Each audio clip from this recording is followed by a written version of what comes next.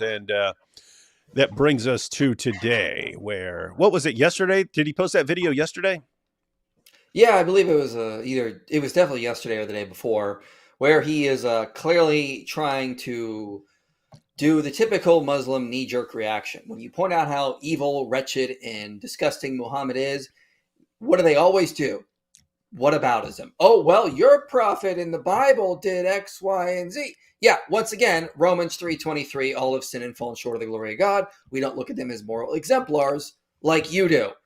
So basically, the whole video is nothing more than a tu quoque fallacy.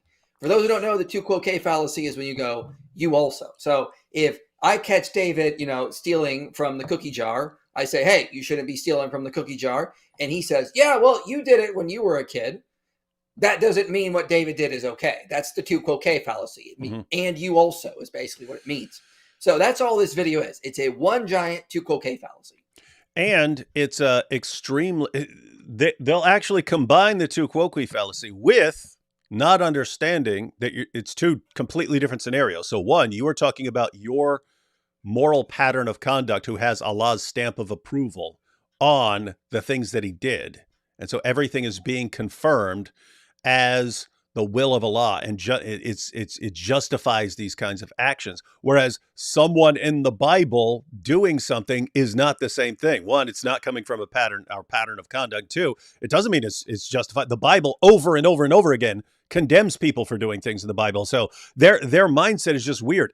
Their mindset is, if someone in the Quran did it, then it's good, and you can't, no one can complain about it. Likewise, if someone in the Bible did something that a Christian can't complain.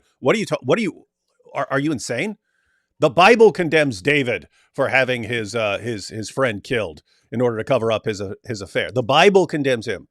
So following their reasoning, we could never condemn killing a man to cover up an adultery because David did it in the Bible. We can never say anything about it. You can't say anything about it because it's in the Bible. So there's that problem, that they don't seem to understand that because someone did something in the Bible does not mean that the Bible is affirming it or that we're supposed to affirm it.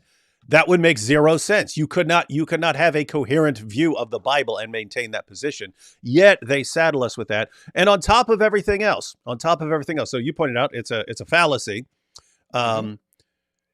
Two, it's not even the same scenario. It's not even the same scenario. We're not talking about our moral authority doing something and us affirming it. We're talking about people that are called and exposed as sinners in the Bible.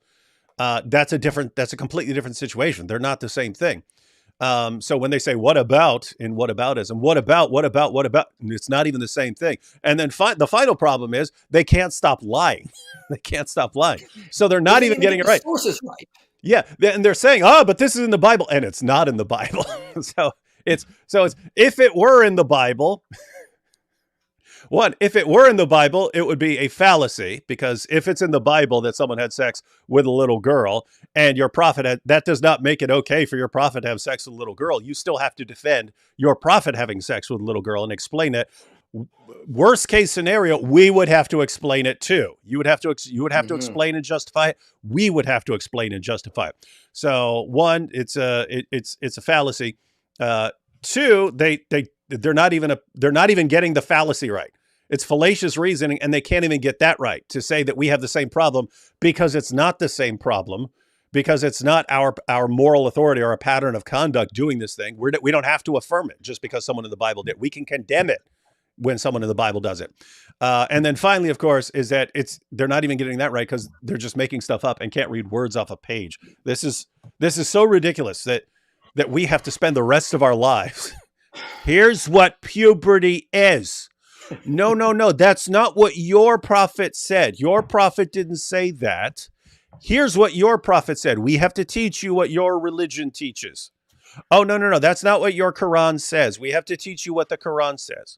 No, you can't interpret it like that. Let us show you why you can't interpret it like that. It's like we have to explain everything to 5-year-olds.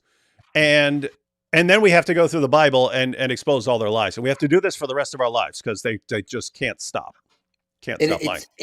This would be corrected if they would just take a few hours and read the passages they keep saying, or says Mary's 12.